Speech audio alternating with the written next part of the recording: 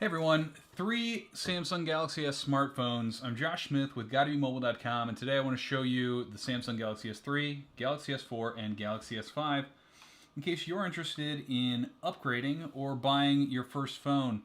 A lot of times we see carriers still have all of these phones available for sale, so you might see this for free, $99 and $199. Sometimes we see the price drop to $99, $50, or even zero, and sometimes free on this Galaxy S3. Or maybe you're looking to upgrade from the Galaxy S3 to the latest, or maybe just to last year's model. I want to run through some quick changes and design features.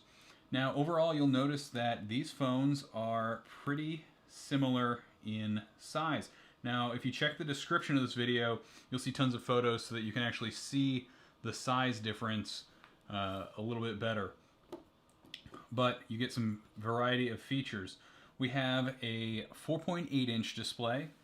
We have a 5 inch or 4.97 inch display on the Galaxy S4 and a 5.1 inch display on the Galaxy S5. Now, the size isn't the only thing that changes between these. The display over here is actually going to be a lot brighter and a lot nicer looking. All of these are on the maximum brightness, and you might not be able to tell as much in the video, but right here we can tell it's okay, better, best. You get the brightest screen over here, and there's some different screen technology in here so that when I go outside, the screen will automatically get brighter. There's an ultra dimming mode, and there's even a mode that will make this screen go black and white so that your battery will last much, much longer. Now, the other differences that we see, we all have this same home button, physical home button. In the Galaxy S5, this is a fingerprint reader, so I can swipe my finger here to unlock the phone, to unlock some documents that I've hidden on the phone and locked up, and to make payments using PayPal. These two home buttons don't have that capability. We have capacitive buttons on the side, so small, almost touchscreen-like buttons on the side of each of these.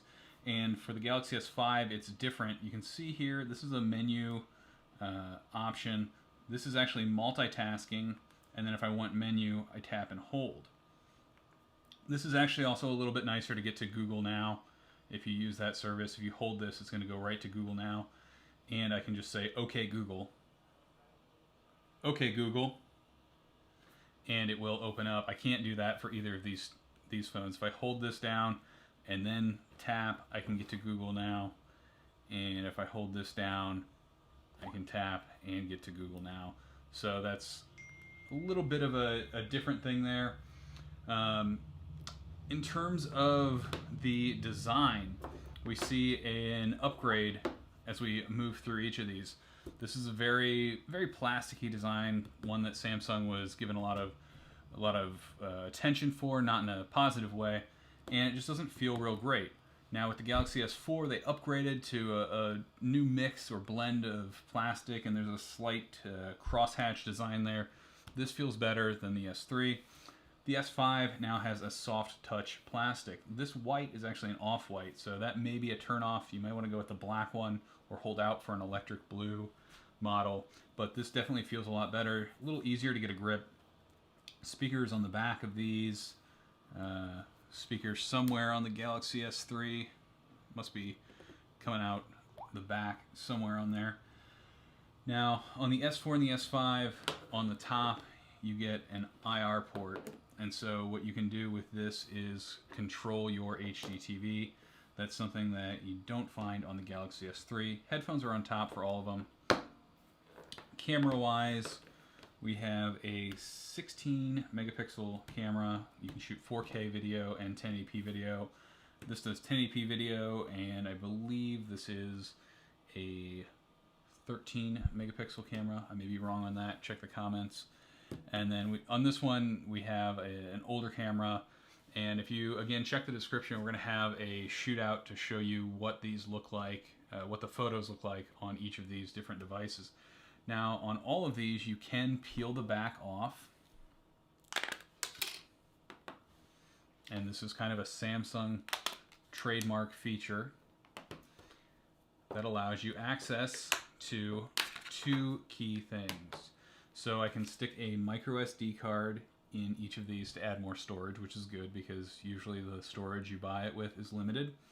And what I can also do is I can pull these batteries out and stick a new battery in. Now the battery is larger in the Galaxy S5 in capacity wise, even though it looks a little bigger.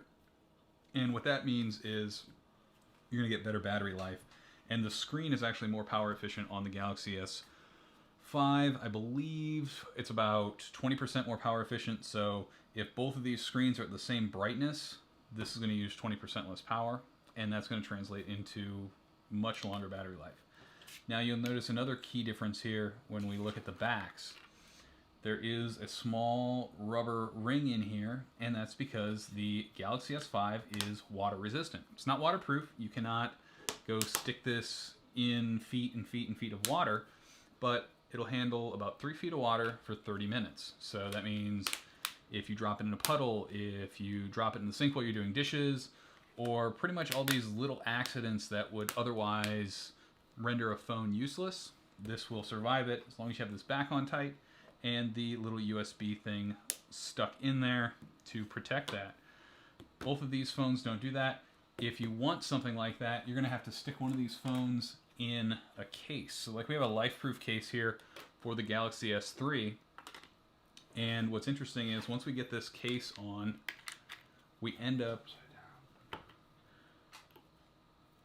with a phone that is just about as thick as our Galaxy S5 and about as big. I'm not going to snap this in there right away, but that gets you a little bit more protection than these phones, or than just this phone on its own. So some people still may have a need for a case, even on the Galaxy S5. But that's a quick look at the differences between these devices. Now, again, there's going to be performance differences, and the Galaxy S3 is going to run an older version of Android, and you're going to get fewer updates at this point. We're approaching the middle of April 2014, and we're still waiting on an update for the Galaxy S3 to bring it up to par with these devices. But we're running the latest version of Android over here. There is a pulse reader back here, so if I pull my finger over this and use an S Health app, I'm going to be able to track my pulse and measure that. Something that is not built in, but you can find some apps that will use the camera to do that. Thanks for watching. Check out the description for a link to more information about this, and you can head over to GottaBeMobile.com to see more on each of these smartphones.